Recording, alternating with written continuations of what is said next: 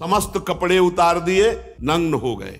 जड़, अंधे, बहरे, गूंगे, पिशाच और पागलों की तरह हो गए। जब वो निकलते तो लोग उनको पागल समझ करके कोई ईंट मारता, कोई गाली देता। कौन है ये? भगवान ऋषभ देव। भगवान ऋषभ देव जी अपने ज्येष्ठ पुत्र श्री भरत जी महाराज को चक्रवर्ती सम्राट पर अभिषिक्त करके आप परमहंसों की चर्या को आचरण करके दिखा रहे हैं। समस्त कपड़े उतार दिए, नग्न हो गए।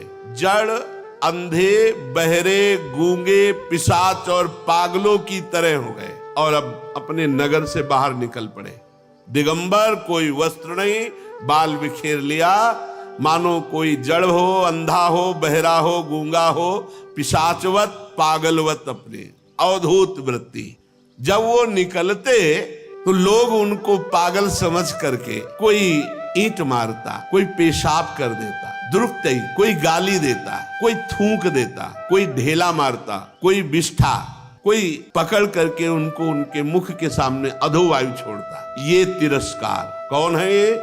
भगवान ऋषभ देव। ऐसा अवधूतों की स्थिति होती है।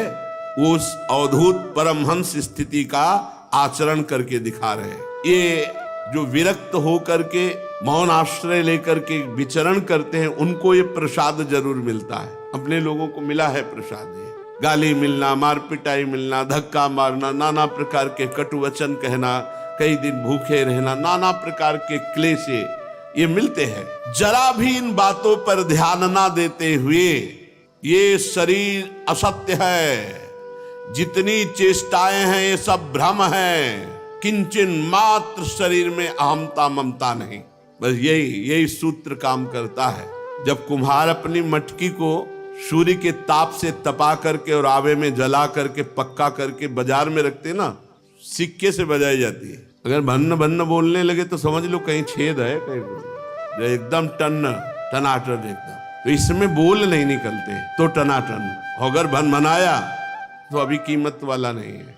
इस मार्ग के पथिक को ठोका बजाया जाए तो भन बनाना नहीं चाहिए, चुप मौन। अगर भन बनाया तो कीमत नहीं लगेगी। क्या चाहिए? भगवान उसको कौन सब मोक्ष चाहिए?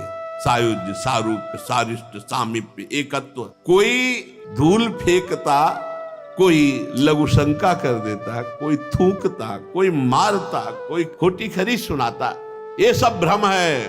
उस समय विचार, ये परमहंसचर्या है। ये सब भ्रम है। अहमता ममता शरीर में है नहीं, ये सब भ्रम है, ये सत्य नहीं है।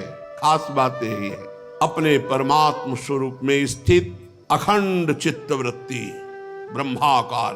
भगवान ऋषभ देव जी ने अब दूसरी वृत्ति धारण की, बीभत्स वृत्ति, घृणास्पद वृत्ति। ऐसे मल लिया, पूरे शरीर में लगा लिया। ये अवधूतों की वृत्ति है। बीभत्स वृत्ति से बहुत समय तक रहे। लघु शंका, ना नहाना, ना धोना, ऐसे सब, ऐसे घृणास्पद वृत्ति, देख के कोई नजदीक न जाए। फिर इसके आगे अजगर वृत्ति, एक ही जगह लेट गए, वही सोच, लघु शंका सब हो रही, उसी में लौट रहे। जो मुख के सामने आ गया, अजगर को जैसे पता है, मुख के सामने आ गया, उसी को पा लिया। कई कई दिन भूखे रहना, कभी कोई प्रारब्धवशात शरीर से कि प्रारब्ध से पीड़ित होकर कोई आहार आ गया तो पा लिया, अन्यथा नहीं। और वो भी लेटे लेटे ही खाना, वही मलमूत्र का त्याग करना, उसी के ऊपर लौटना, लेटे लेटे ही खाना। ये शरीर से ऊपर उठे हुए महापुरुषों की वृत्ति। ऐसे भी महापुरुष के दर्शन हुए, ऐसे भी। ठीक ठाकुर जी सामने मंदिर है, उनको बोध ही नहीं। एक यज्ञोपवीत, नीचे वस्त्र, थोड़ा सा बच्चे मन आया तो वस्त्र हटा दिया, फिर वो बांध लिए, वहीं सामने हो रहे हैं, बिल्कुल शुद्ध नहीं। शौच ऐसे बैठ के हो रहे जैसे खेत में सामने में। बाल्टी में पानी रखा था, ऐसे ऊपर से ऐसे डाल लिया।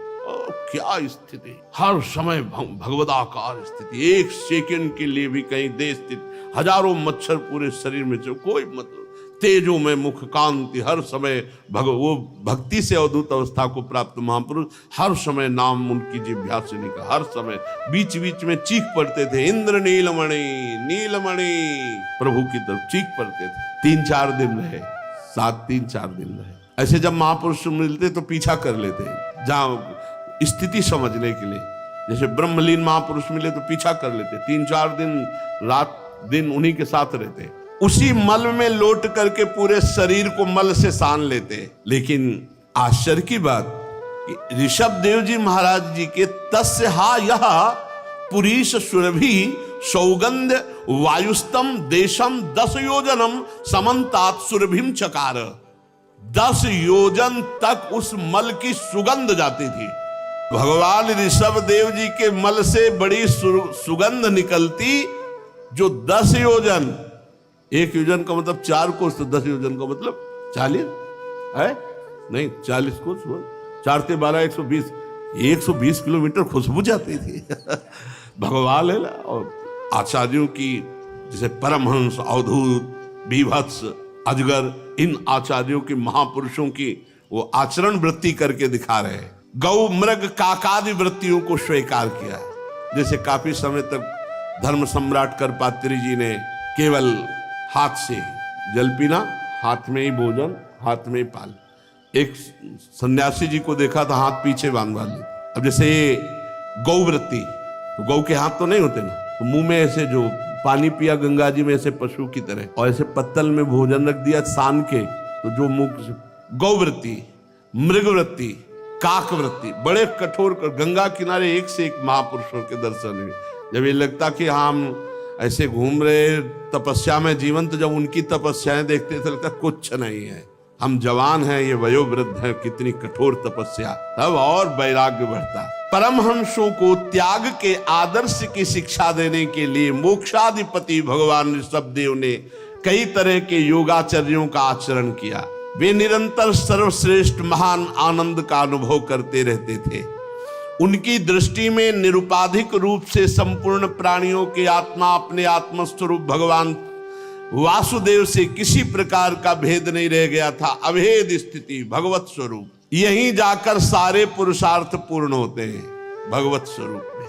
भगवान ऋषभ देव जी के पास हाथ जोड़कर सारी सिद्धियां खड़ी हो गई।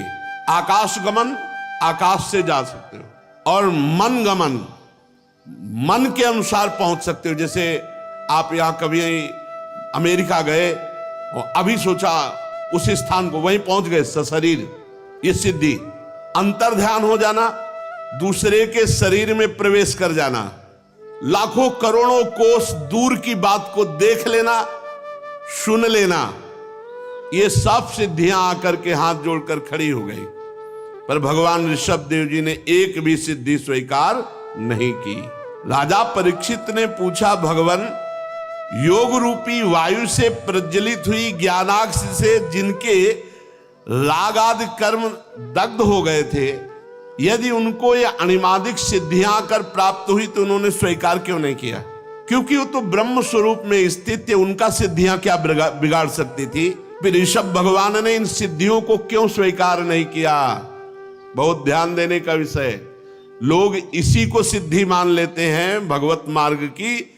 ये तो 5, 6, 7 सिद्धियों की बात वर्णन की, प्रधान 28 सिद्धियां हैं, और फिर सैकड़ों सिद्धियां हैं, और फिर करोड़ों सिद्धियां हैं। श्री राधा किंकरी नाम लुठत चरणों रद्भुता सिद्धि कोटि, करोड़ों सिद्धियां राधा दासियों के चरणों में लौटती रहती, लेकिन वो स्वीकार नहीं करते।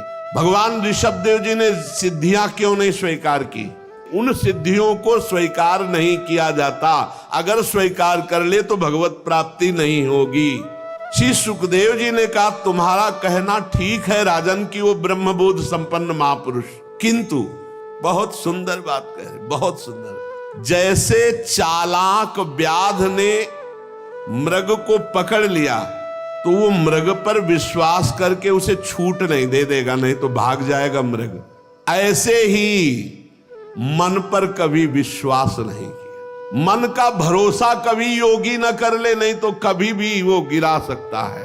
चंचल मन कभी किसी का मित्र नहीं हो सकता। औरों की तो बात जाने दो, देवाधिदेव महादेव भगवान के मोहिनी रूप में आसक्त हो गए थे, और चिरकाल का संचित तप जब क्षीण हुआ तब होश आया। उसी से ये सप्तम धातु, अष्टम धातु ये प्रकट हुई। बहुत बढ़िया श्री सुखदेव जी महाराज उत्तर। पहले जैसे चालाक व्याध पकड़े हुए हिरन पर कभी विश्वास नहीं करता, ऐसे ही योगी को कभी अपने मन पर विश्वास नहीं करना चाहिए। जैसे व्यभिचारिणी स्त्री चाहे जितना विश्वास दिलाए, कभी विश्वास नहीं मानना चाहिए। जो कई पुरुषों से संबंध रखती है वो विश्वास दिलाकर बध करा देगी। ऐसे ही ये बुद्धि, ये मन, इन पर कभी विश्वास न दे। अगर विश्वास करेगा तो फांस दिया जाएगा, मारा जाएगा, बंध जाएगा। काम, क्रोध, मद, लोभ, मोह, भय, कोई भी बुद्धिमान पुरुष कभी इन पर विश्वास नहीं कर सकता। भगवान का अवतार ऋषभ देव जी ये शिक्षा देने के लिए कि भगवत प्राप्ति के लिए, ब्रह्मबोध के लिए, ब्रह्मबोध स्वरूप महापुरुष, भगवत प्राप्त महापुरुष भी इन सिद्धियों को स्वीकार ना करे। तुम्हारे मन की बात जानना, दूर के दृश्य को देख लेना, अंतर ध्यान हो जाना, ये सिद्धियां नहीं स्वीकार करते। ना ब्रह्मबोध संपन्न महापुरुष, ना भगवत प्रेमी जन। ये सिद्धियां जो स्वीकार कर ले, छोटी मोटी सिद्धियों की बात क्या, अनिमादिक सिद्धियां भी नहीं स्वीकार करते। अब ऋषभ देव भगवान योगी को देह त्याग की विधि सिखाने के लिए अपने शरीर को छोड़ना चाहा। अपने को परमात्मा में अभिन्न देखते हुए, देहाभिमान से मुक्त हुए, लिंग देह को ले करके एक पत्थर का टुकड़ा मुंह में डाला। अब न खाना है, न पीना है और न बोलना है। पत्थर का टुकड़ा मुख में डाला, बड़ा विचित्र ढंग से शरीर छोड़ा। उन्मत्त, दिगंबर, और एक वन में घुस गए जहां बांसों की रगड़ से आग लगी हुई थी। धधकती हुई वन की आग में लाल लाल लपटें उठ रही थी। उसी में भगवान ऋषभ देव जी ने अपने शरीर को झोंक दिया। मुख में पत्थर का टुकड़ा, दिगंबर, और दावाग्नि में अपने शरीर को भस्म कर दिया। अंतिम समय ये ऐसे शरीर को पूरा किया। बड़ा विचित्र भगवान ऋषभ देव जी का ये अवधूतों की जो आखिरी स्थिति होती है, अंतिम स्थिति का। महाराज श्री सुखदेव जी परीक्षित जी से कहते हैं कि जब कलयुग में अधर्म की वृद्धि होगी तो कोंक वेंक और कुटक देश का मंदमती राजा अरहत वहां के लोगों से ऋषभ देव जी के आश्रमातीत आचरण का वृत्तांत सुनकर वो स्वधर्म का परित्याग करके पाखंड का प्रचार करने लगा। भाई ऋषभ देव जी भगवान की तो स्थिति थी, अब वो उनका नाटक करने लगा तो नाटक तो पापाचरण हो गया, पाखंड हो गया। उससे कलयुग में जो मोहित लोग हैं वे शास्त्र विहित शौच और आचार को छोड़ देंगे। अधर्म बहुल कलयुग में बुद्धिहीन हो जाने के कारण स्नान न करना, आचमन न करना, जूठे मुंह रहना, अशुद्ध रहना, भगवान के भाव का तिरस्कार करना, श्री विग्रह की पूजा आदि का, पाखंड धर्मों को मानने वाले लोग मनमानी ढंग से आचरण करने लगेंगे। वो भगवान की और ब्रह्म ऋषियों की निंदा करने वाले होंगे। इसी से अवैदिक स्वेच्छागत प्रवृत्ति में अंध परंपरा से विश्वास रखने वाले लोगों की बहुतायत हो जाएगी और ये सब नरक को प्राप्त होंगे, घोर नरक में गिरेंगे। स्वयमेव प्रपतंती मत्स्यंधे, ये बुद्धि के अंधे जन शास्त्र विरुद्ध आचरण करके नरक में पड़ेंगे। कलयुग का प्रभाव, जूठे मुंह नहीं रहना चाहिए, कभी भी आचमन करके पवित्र रहना चाहिए, नहीं तो बुद्धि भ्रष्ट हो जाएगी। कल किसी ने प्रश्न किया था एकांतिक में कलयुग का, तो कहाँ कलयुग है? आप कभी शराब मत पीजिए, पर स्त्री गमन मत कीजिए, पर पुरुष गमन मत कीजिए, आप कभी किसी की चोरी मत कीजिए, आप मांस मत खाइए, आप झूठ मत बोलिए, आप पवित्र रहिए। कलयुग समयुग आन नहीं जो नर कर विश्वास। कलयुग के समान कौन सा युग है? जय हो कलयुग की। ऐसा महान युग है जो 10-10 हजार वर्ष तपस्या करने से 24 घंटे नाम कीर्तन से प्राप्त हो जाए। वैसे तो त्रिकाल स्नान का आदेश है शास्त्र में, पर 2 बार स्नान तो करना चाहिए। 3 बार स्नान गुरु कृपा से पूरा जीवन होता जा रहा है। 3 बार स्नान यहाँ इस समय जल्दी हो जाता है। गंगा किनारे एक 9 बजे होता था और एक 3 और 4 के बीच में होता था। 3 बार स्नान पूरा जीवन होता जा रहा है, तो 2 बार तो स्नान करना चाहिए। वैसे त्रिकाल स्नान करना, इससे बहुत, आप देखो जितना शरीर पवित्र रखोगे उतने आपके विचार पवित्र होंगे। कभी मुख जूठा नहीं रखना चाहिए। अगर आपने कुछ खाया है तो कुल्ला कीजिए, 3 बार आचमन कीजिए, राधा वल्लभ श्री हरिवंश, राधा वल्लभ श्री हरिवंश, राधा वल्लभ श्री हरिवंश।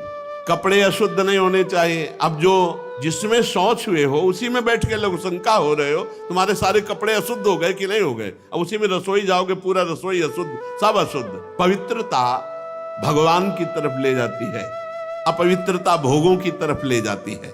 लोग कलयुग में प्राय ऐसे ही होंगे।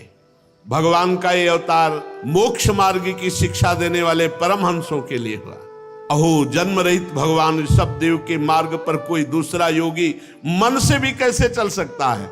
क्योंकि योगी लोग जिन योग सिद्धियों के लिए लालायित होकर निरंतर प्रयत्न करते रहते हैं, सब सिद्धियां भगवान के ऋषभ देव जी के पास आई, एक भी सिद्धि स्वीकार नहीं की। संपूर्ण वेद लोक, देवता, ब्राह्मण और गौओं के परम गुरु भगवान ऋषभ देव जी का ये पावन चरित्र मैंने तुम्हें सुनाया।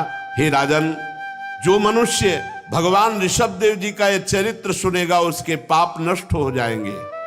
जो एकाग्र चित्त से श्रद्धा पूर्वक इसे सुनाएगा या सुनेगा, उसकी भगवान श्री कृष्ण वासुदेव में अनन्य भक्ति हो जाएगी। संसार में तरह तरह के पाप होते रहते हैं, सांसारिक तापों से जीव तप रहे हैं। धन्य है वो जो भगवान की कथा रूपी सरिता में गोते लगाते रहते हैं, उनके पाप ताप सब नष्ट हो जाते हैं। भगवान श्री कृष्ण पांडव लोगों के यदुवंशियों के रक्षक, गुरु, इष्ट देव, सुहृद, कुलपति थे। यहां तक कि अपने भक्तों के कभी कभी आज्ञाकारी सेवक भी बन जाते थे। भगवान अपने भक्तों के कार्य करने के लिए दास भी बन जाते हैं, भक्तों के दास बन जाते हैं। तो जब कोई भगवान की आराधना करता है तो भगवान भोग दे देते हैं, रिद्धियां सिद्धियां दे देते हैं, यहां तक कि मोक्ष दे देते हैं, पर अपना प्रेम नहीं देते। प्रेम बड़ा कठिन है, भगवत प्रेम। जो निरंतर विषय भोगों की अभिलाषा में चिरकाल तक बेसुध हुए भोगों में लगे हुए हैं, करुणावश भगवत प्रेमी महात्मा जन उन्हें भगवान की कथाएं सुनाकर उनको निर्विषय करते हैं, भगवत मार्ग में लगाते हैं। समस्त तृष्णाओं के नाश करने वाले ऐसे श्री भगवान को हम नमस्कार करते हैं। भगवान ऋषभ देव जी दावानल में अपने शरीर को भस्म कर दिया।